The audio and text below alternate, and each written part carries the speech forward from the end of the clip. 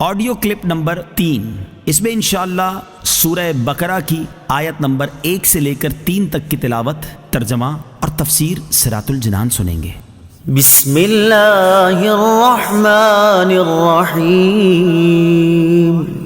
ترجمہ: اللہ کے نام سے شروع جو نہایت مہربان رحمت والا ہے۔ الف لام میم۔ الف لام میم صراط الجنان میں ہے۔ قرآن پاک کی 29 سورتوں کے شروع میں اس طرح کے حروف ہیں، انہیں حروف مقطعات کہتے ہیں۔ ان کے بارے میں سب سے قوی قول یہ ہے کہ یہ حروف اللہ تعالیٰ کے راز ہیں اور متشابہات میں سے ہیں۔ ان کی مراد اللہ تعالیٰ جانتا ہے اور ہم ان کے حق ہونے پر ایمان لاتے ہیں۔ ذالک الکتاب لا ریب فیہ ھدی للمتقین۔ ترجمہ: وہ بلند رتبہ کتاب جس میں کسی شک کی گنجائش نہیں، اس میں ڈرنے والوں کے لیے ہدایت ہے۔ لا ریب، کوئی شک نہیں۔ تفسیر صراط الجنان میں ہے۔ آیت کے اس حصے میں قرآن مجید کا ایک وصف بیان کیا گیا کہ یہ ایسی بلند شان اور عظمت و شرف والی کتاب ہے جس میں کسی طرح کے شک و شبے کی کوئی گنجائش نہیں، کیونکہ شک اس چیز میں ہوتا ہے جس کی حقانیت پر کوئی دلیل نہ ہو، جبکہ قرآن پاک اپنی حقانیت کی ایسی واضح اور مضبوط دلیلیں رکھتا ہے جو ہر صاحب انصاف اور عقل مند انسان کو اس بات کا یقین کرنے پر مجبور کر دیتی ہے کہ یہ کتاب حق ہے اور اللہ تعالیٰ کی طرف سے نازل ہوئی ہے۔ تو جیسے کسی اندھے کے انکار سے سورج کا وجود مشکوک نہیں ہوتا، ایسے ہی کسی بے عقل مخالف کے شک اور انکار کرنے سے یہ کتاب مشکوک نہیں ہو سکتی۔ ھدی للمتقین، ڈرنے والوں کے لیے ہدایت ہے۔ تفسیر صراط الجنان میں ہے۔ آیت کے اس حصے میں قرآن مجید کا ایک اور وصف بیان کیا گیا کہ یہ کتاب ان تمام لوگوں کو حق کی طرف ہدایت دیتی ہے جو اللہ تعالیٰ سے ڈرتے ہیں، اور جو لوگ نہیں ڈرتے انہیں قرآن پاک سے ہدایت حاصل نہیں ہوتی۔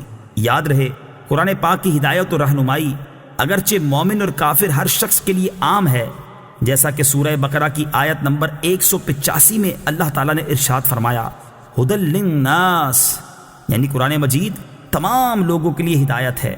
لیکن چونکہ قرآن مجید سے حقیقی نفع صرف متقی لوگ حاصل کرتے ہیں، اس لیے یہاں ھدی للمتقین یعنی متقین کے لیے ہدایت فرمایا گیا۔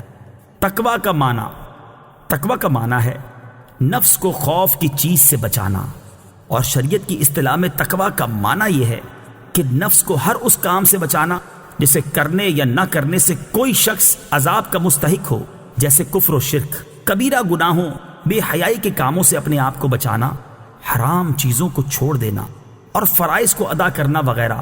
اور بزرگان دین نے یوں بھی فرمایا ہے کہ تقویٰ یہ ہے کہ تیرا خدا تجھے وہاں نہ پائے جہاں اس نے منع فرمایا ہے۔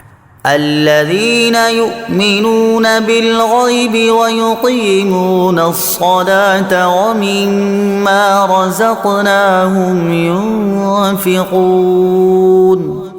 ترجمہ: وہ لوگ جو بغیر دیکھے ایمان لاتے ہیں اور نماز قائم کرتے ہیں اور ہمارے دیے ہوئے رزق میں سے کچھ ہماری راہ میں خرچ کرتے ہیں۔ الذین یؤمنون بالغیب، وہ لوگ جو بغیر دیکھے ایمان لاتے ہیں۔ تفسیر صراط الجنان میں ہے۔ یہاں سے لے کر المفلحون تک کی 3 آیات مخلص مومنین کے بارے میں ہیں جو ظاہری اور باطنی دونوں طرح سے ایمان والے ہیں۔ اس کے بعد 2 آیتیں ان لوگوں کے بارے میں ہیں جو ظاہری اور باطنی دونوں طرح سے کافر ہیں، اور اس کے بعد کی 13 آیتیں منافقین کے بارے میں ہیں جو کہ باطن میں کافر ہیں اور اپنے آپ کو مسلمان ظاہر کرتے ہیں۔ آیت کے اس حصے میں متقی لوگوں کا ایک وصف بیان کیا گیا ہے کہ وہ لوگ بغیر دیکھے ایمان لاتے ہیں، یعنی وہ ان تمام چیزوں پر ایمان لاتے ہیں جو ان کی نگاہوں سے پوشیدہ ہیں، اور نبی کریم صلی اللہ تعالیٰ علیہ وسلم نے ان کے بارے میں خبر دی ہے، جیسے مرنے کے بعد دوبارہ زندہ کیا جانا، قیامت کا قائم ہونا، اعمال کا حساب ہونا اور جنت و جہنم وغیرہ۔ ایک قول یہ بھی ہے کہ یہاں غیب سے قلب یعنی دل مراد ہے۔ اس صورت میں آیت کے معنی یہ ہوں گے کہ وہ دل سے ایمان لاتے ہیں۔ وَيُقِيمُونَ الصَّلَاةَ، اور نماز قائم کرتے ہیں۔ تفسیر صراط الجنان میں ہے۔ آیت کے اس حصے میں متقی لوگوں کا دوسرا وصف بیان کیا گیا کہ وہ نماز قائم کرتے ہیں۔ نماز قائم کرنے سے مراد یہ ہے کہ نماز کے ظاہری اور باطنی حقوق ادا کرتے ہوئے نماز پڑھی جائے۔ نماز کے ظاہری حقوق یہ ہیں کہ ہمیشہ ٹھیک وقت پر پابندی کے ساتھ نماز پڑھی جائے اور نماز کے فرائض، سنن اور مستحبات کا خیال رکھا جائے اور تمام مفسدات و مکروہات سے بچا جائے، جبکہ باطنی حقوق یہ ہیں کہ آدمی دل کو غیر اللہ کے خیال سے فارغ کر کے ظاہر و باطن کے ساتھ بارگاہ حق میں متوجہ ہو اور بارگاہ الہی میں عرض و نیاز اور مناجات میں محو ہو جائے۔